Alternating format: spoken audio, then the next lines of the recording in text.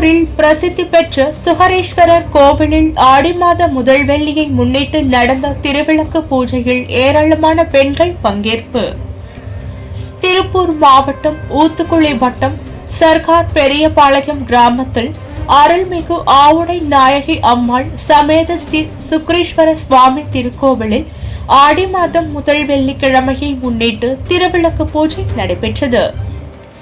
முன்னதாக ஆவுடை நாயகி அம்பாள் மற்றும் ஸ்ரீ சுக்ரீஸ்வர சுவாமிக்கு சிறப்பு அலங்கார பூஜை நடைபெற்றது. அதனைத் தொடர்ந்து நடந்த திருவிளக்கு பூஜைகள் சுமார் 100க்கும் மேற்பட்ட பெண்கள் பங்கேற்றனர்.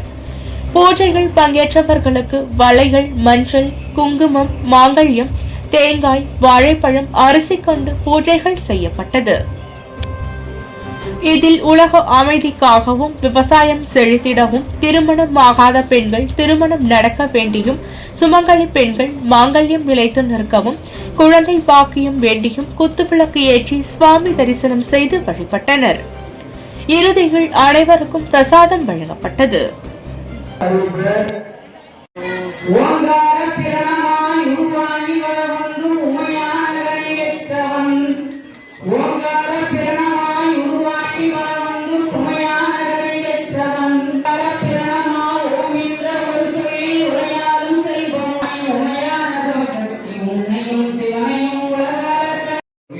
शिवगौरी महाओम शिवाय महाओम